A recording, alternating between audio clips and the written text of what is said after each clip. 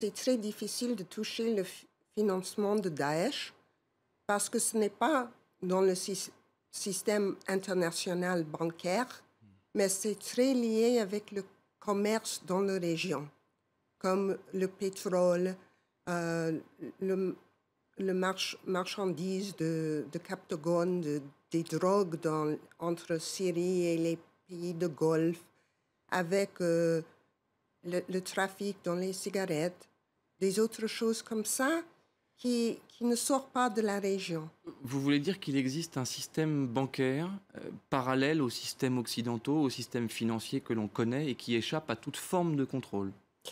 Ce n'est pas un système bancaire parce qu'au Moyen-Orient, il y a un système de commerce interne aux régions qui, depuis bien des siècles ou plus, bien des milléniums, ne touche pas le système bancaire. Et à cause de ça, on peut transmettre les commerces et de transférer l'argent par le commerce.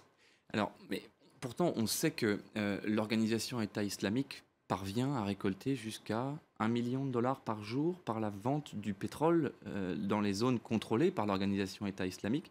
On imagine bien que les transactions ne se font pas avec des billets de banque.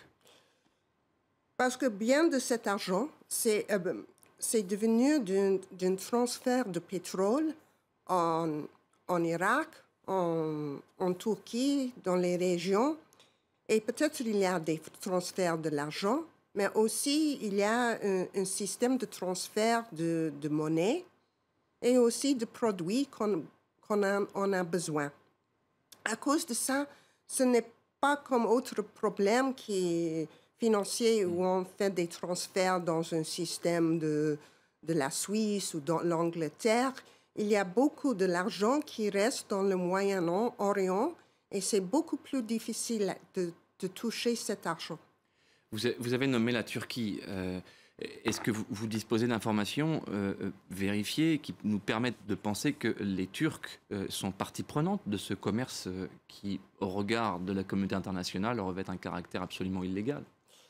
Mais c'est depuis longtemps que le pétrole sort d'Irak par Turquie et par Irak.